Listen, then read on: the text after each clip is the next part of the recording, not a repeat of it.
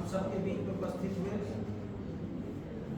ऐसे बहुत ही मेरे लिए सम्मानित आदरणीय और मेरे बड़े भाई के तुल्य श्रीमान अशोक कटारिया जी, आप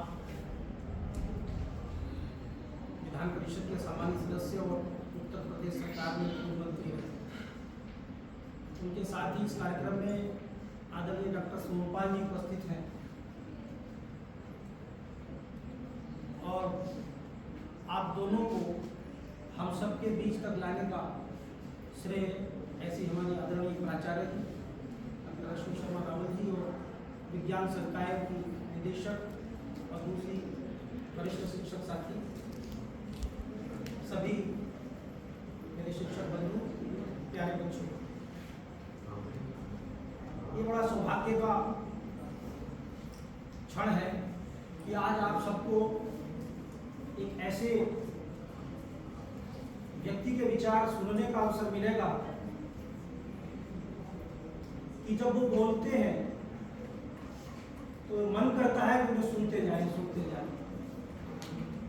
और निश्चित रूप से जैसे मेरे साथी मुझे कहते हैं तो मैं आज ये बात इस मंच से भी कह सकता हूँ कि ये जो मेरे भी अंदर सीखने का और बोलने का जो जज्बा है या जो मैं बोलता हूँ, मैंने बहुत कुछ चुपचाप उनसे सीखा है। जब वो बोलते थे 1998 से मैं उन्हें सुनता हूँ और जहाँ जहाँ वो बोलते हैं मैं चुपचाप सुनता हूँ और उन्हीं की चीज़ें फिर मैं बाद में बोलता हूँ। और यही चीज है शिक्षा और दीक्षा। इसी के साथ मैं 2 मिनट में अपना विषय रखता हूं कि ये कार्यक्रम है दीक्षारंभ। शिक्षारंभ भी हो सकता था। अनायास एक प्रश्न उठता है कि आखिर शिक्षा और दीक्षा में क्या अंतर है, दीक्षारंभ क्यों है ये, शिक्षारंभ क्यों नहीं।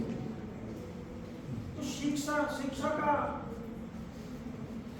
मतलब है हमें जानकारी लेना, विषय की ज्ञान लेना। और आजकल के दौर में ज्ञान लेना पहले की तुलना में बहुत ही आसान हो गया है। बहुत सारे प्लेटफॉर्म हैं, बहुत सारे चैनल हैं। उसके लिए किसी विषय का ज्ञान लेने के लिए बहुत ज़्यादा जरूरी नहीं है कि आप इस संस्था में नियमित आए।